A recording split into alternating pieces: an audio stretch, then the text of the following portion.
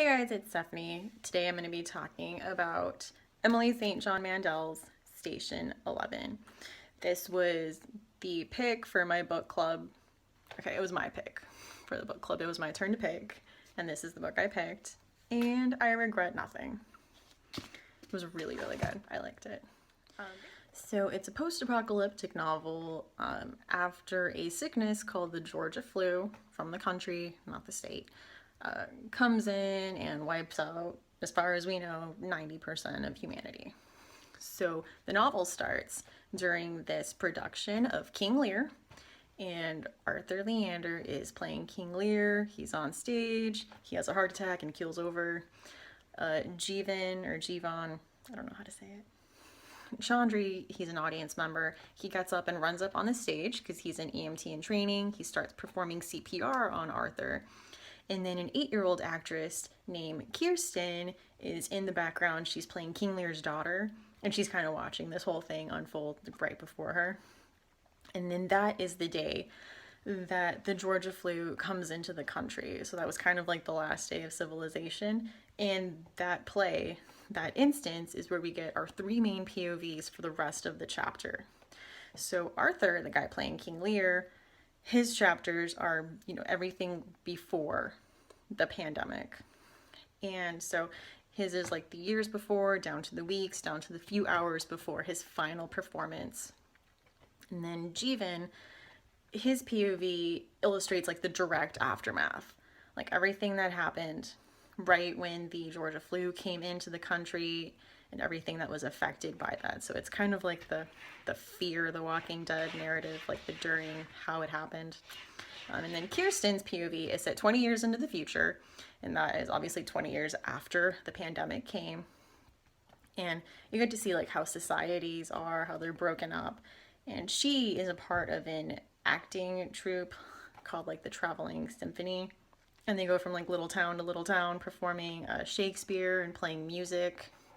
And it was really cool because the motto for their little acting troupe is "survival is insufficient," which is appeared a few times throughout the novel. And that's actually a Star Trek quote. But I thought it was really fitting. I liked that. I liked kind of like the blend of references there, that they have a Star Trek quote for this acting troupe that does mostly like Shakespearean and more highbrow stuff. So I really liked it. There was a lot of things I liked about it. For being a book in the apocalypse genre, or like the post-apocalyptic genre, I think that it stood out. And that's very difficult to do when there's just so much saturation in that genre. So I think it stood out because when the writing was beautiful, I loved it. I loved the characters. It was a very character-centric novel. And I think it just didn't follow the usual steps that like a dystopian post-apocalyptic novel does.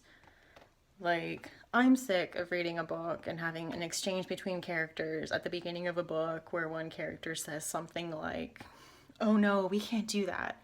Not ever since the event happened." And then it's just very vague references to some thing, or certain people are giving like weird names and you have to figure out what it is. It's just really vague. I like that she just went right into it and just explained what happened. You weren't really left wondering. Nothing had like weird nicknames. There wasn't this weird society with weird strict rules and regulations.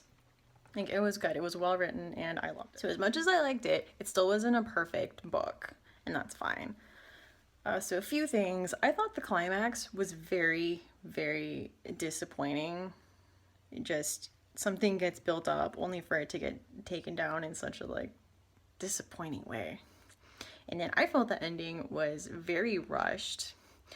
It really just felt like when you're reading it that the author remembered that there was all these loose ends she needed to tie up. And so in a matter of pages, she just systematically goes and ties up all these loose ends that were in the book.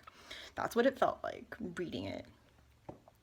And I understand it was a very like character-centric novel, but I think the plot suffered a bit because of that. I did hear that someone bought the movie rights for this a while ago, so I'm thinking if they do make it into the movie, they're gonna have to change some things just because the book is not very plot-centric. It's not a lot of action. It doesn't really move a whole lot. And that's fine. I think that's a change that I'm honestly gonna be okay with. Rapid fire unanswered questions time. Why are people living in Wendy's? Nothing happened to houses. And why is there such a setback with technology and rebuilding? Why haven't they selected somebody to go to the library and just make it their job to learn the technology so that they can rebuild? I mean, the information is there. Did no one have any solar powered anything? Why don't people ever talk about driving anywhere? Nothing happened to the roads. This isn't The Walking Dead where there's zombies and people just leave their cars in the middle of the road. None of these towns set up any kind of like local government, maybe a mayor, maybe some town representatives. So I don't know, maybe a cult doesn't come and take over.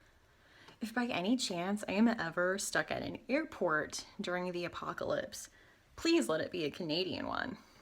Because in this novel, these people are stuck in an airport during the apocalypse and they wait 3 days before they like raid one of the restaurants and cook themselves a meal.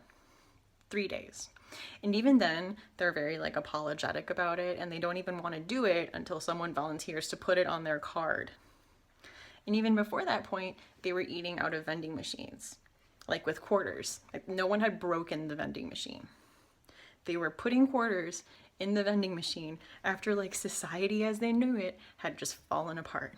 And these people were still being civilized and following all the rules of like civilization. And even when they finally did have to, break into a restaurant to make themselves a meal, they felt so bad about it. I feel like that's just such a Canadian stereotype, and I'm sorry, I just thought it was so funny. And then later they broke into the gift shop because they needed clothes, but just even the writing was still like apologetic, like, oh, we needed clothes, so we really had to. And I loved it. But I mean, just imagine that scenario playing out absolutely anywhere else. Imagine that scenario playing out at LAX. That would never happen. And I realized that this is supposed to be like a small airport for like a small town. But still, like, people are people. I don't think that would happen. So this is Stephanie. Thanks for watching, and see you guys later.